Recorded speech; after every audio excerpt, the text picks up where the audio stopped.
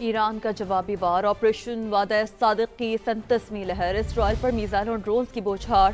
آپ کو اپڈیٹ کر رہے ہیں، خرمشر میزائلوں کا بھی استعمال ہوا ہے۔ تل ابیب اور مقبوضہ بیت المقدس سمیت مختلف شہروں میں سائرن بج اٹھے۔ خطے میں امریکی تنصیبات بھی مسلسل نشانے پر ہیں۔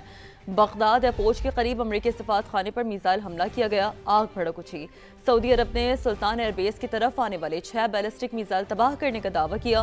متحدہ عرب امارات نے بھی ڈرون حملے ناکام بنائے۔ ایرانی ڈرونز نے اردن اور کویت کو بھی ہٹ کیا۔ خبر ایجنسی کے مطابق جنگ شروع ہونے سے پہلے اب تک 150 امریکی فوجی زخمی ہو چکے ہیں، 8 شدید زخمی ہیں۔ امریکی سینٹکام 8 فوجیوں کی ہلاکت کی تصدیق کر چکا ہے۔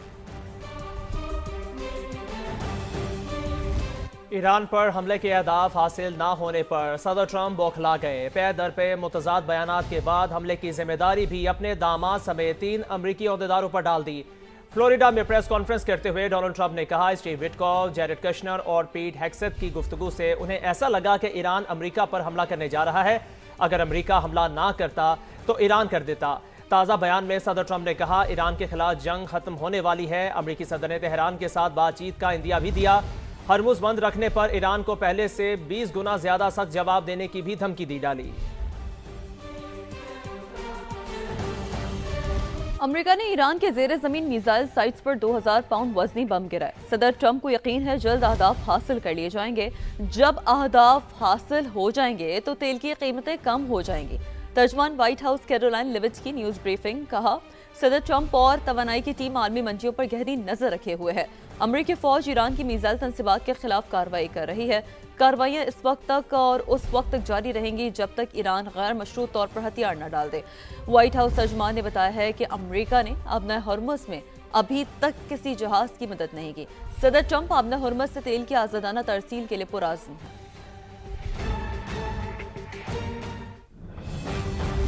امریکہ اور اسرائیل کے ایرانی شہریوں پر حملے جنگی جرم ہے۔ اقوام متحدہ ایران کے خلاف جاری جنگ رکوائے۔ ایرانی مندوب عامر سعید کا مطالبہ کا ایران اپنے عوام، سرزمین اور آزادی کے دفاع کے لیے ہر ضروری اقدام کرے گا۔ انہوں نے بتایا کہ امریکی اور اسرائیلی حملوں میں شہریوں اور انفراسٹرکچر کو نشانہ بنایا جا رہا ہے۔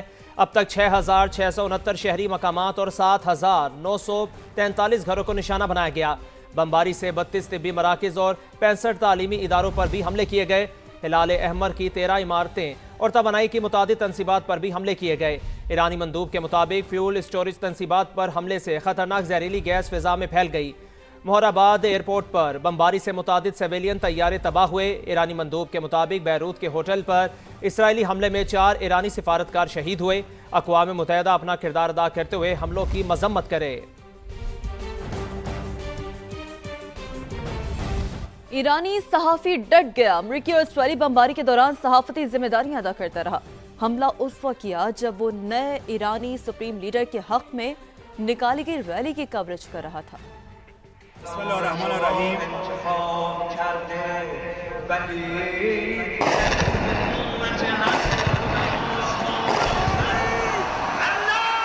سلام عرض می‌کنم خانم امامی، همه اکنون که من دارم با شما صحبت می‌کنم پدافند داره عمل می‌کنه و ما شاهد اجتماع حضور مردم هستیم در میدان انقلاب. ما نمی‌ترسیم، ما اینجاییم، ما اینجا هستیم، مردم اینجا هستن، حتی در مقابل پدافندها در برابر موشک‌ها ایستادن مردم۔ مشرق وسطیٰ میں جنگی صورتحال کے باعث پاکستان کو تیل کی خریداری اور شپنگ میں مشکلات کا سامنا۔ انڈسٹری ذرائع کا کہنا ہے عالمی شپنگ لائن سے جہازوں کی دستیابی کم ہے۔ تیل کی عالمی منڈی میں خریدار زیادہ ہیں، پریمیم بھی وصول کیا جا رہا ہے۔ پاکستان سے فضائی سفر کرنے والوں کے لیے بری خبر۔ ملک میں جیٹ فیول کی قیمت بڑھنے کے باعث ایئر لائنز نے کرایہ میں اضافہ کر دیا ہے۔ کراچی سے لاہور، اسلام آباد اور دیگر اسٹیشن کے لیے کرایہ میں اضافہ کیا گیا ہے۔ ذرائع کے مطابق ڈومیسٹک پروازوں پر 2805 روپے فی ٹکٹ کا اضافہ کر دیا گیا ہے، جبکہ بین الاقوامی پروازوں کے لیے 10 سے 28,000 روپے تک اضافہ کیا گیا ہے۔ پاکستان سے مشرق وسطیٰ وسط ایشیائی ملکوں کے لیے 15,000 اور پاکستان سے ٹورنٹو مینچسٹر پروازوں پر 28,000 تک فی ٹکٹ اضافہ کیا گیا ہے۔ ٹورنٹو مینچسٹر کی اکانومی کلاس کا یک طرفہ کرایہ 2.5 لاکھ روپے سے تجاوز کر گیا ہے۔ چند دن قبل پاکستان میں طیاروں کے جیٹ فیول کی قیمت میں 154 روپے فی لیٹر اضافہ کیا گیا تھا۔ تو انتہائی اہم خبر ہے ان کے لیے، پاکستان سے فضائی سفر کرنے والوں کے لیے بری خبر ہے۔ ملک میں جیٹ فیول کی قیمت بڑھنے کے باعث ایئر لائنز نے کرایوں میں اضافہ کر دیا ہے۔ کراچی سے لاہور، اسلام آباد اور دیگر اسٹیشنز کے لیے کرایوں میں اضافہ کیا گیا ہے۔ ذرائع کے مطابق ڈومیسٹک پروازوں پر 2800 سے 5000 روپے فی ٹکٹ تک اضافہ کیا گیا ہے۔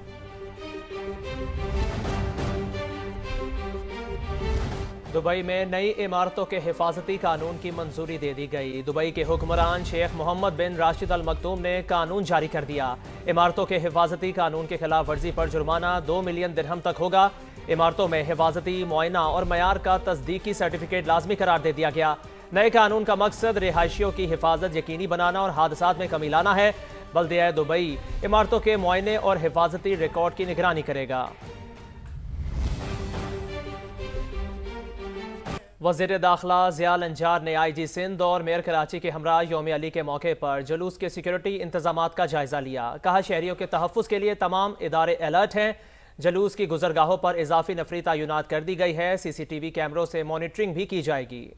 سندھ بھر میں جو سیکیورٹی سنبھال رہی ہے پولیس اور رینجر، تقریباً 20,000 کے قریب جو ہے 22,000 کے قریب ہمارے پولیس کے جو بھی پرسنلز ہیں وہ ہوں گے سب ڈیوٹیوں پر۔ یہاں پر ہم نے کراچی میں 6,000 کے قریب جو ہے اور 7,000 جو ہیں ہم نے ٹروپس رکھے ہیں، اس میں رینجرز بھی ہیں اور ہمارے دوسرے جو سیکیورٹی کے ادارے ہیں وہ بھی یہاں پر کام کر رہے ہوں گے۔ کوشش یہ ہے کہ امن و امان سے اور بہتر طریقے سے یہ جو کل کے پروسیشنز ہیں اختتام پذیر ہوں۔ لاہور کی بادشاہی مسجد میں بھی موقف حضرات نے بڑی تعداد میں اعتکاف کا آغاز کیا۔ چیئرمین مرکزی رت ہلال کمیٹی مولانا عبدالخبیر آزاد کہتے ہیں تیسرے عشرے کی بڑی فضیلت ہے۔ مزید جانیں گے سماع کے نمائندے قاسم ارشد سے۔ جی قاسم بتائیے۔ جی بالکل، رمضان المبارک کے تیسرے عشرے کا آغاز ہو گیا ہے اور کس طرح اس کی برکتیں اور ساتھ زیادہ بہتر طریقے سے سمیٹی جا سکتی ہیں، اسی پر ہمارے ساتھ موجود ہیں چیئرمین مرکزی رت ہلال کمیٹی مولانا سید محمد عبدالخبیر آزاد۔ جی یہ بتائیں کس طرح رمضان المبارک کے تیسرے عشرے کی ساتھ اور برکتیں؟ یہ رمضان کا آخری عشرہ ہے، اولہ رحمہ وسطہ مغفرہ وآخرہ عتق من النار۔ یہ وہ عشرہ شروع ہو گیا ہے جو جہنم سے آزادی کا ہے، خلاصی کا ہے اور نجات کا ہے۔ اللہ سے دعا ہے کہ اللہ تعالیٰ اس عشرے کی برکتیں ہمیں نصیب فرمائے۔ رسول اللہ صلی اللہ علیہ وسلم نے اس عشرے میں جو اعتکاف فرمایا اور وہ کس رات کو تلاش کیا جا رہا تھا، وہ لیلۃ القدر کی رات جو 1000 مہینوں سے اعلیٰ بالا ہے، بتایا گیا کہ آخری عشرے کی طاق راتوں میں ہے۔ تو آج میں یہ سمجھتا ہوں کہ معتکف اللہ کو راضی کرنے کے لیے اللہ کے گھر آ گئے ہیں، تو اللہ سے دعا ہے کہ اللہ تعالیٰ ان کے اعتکاف کو قبول کرے۔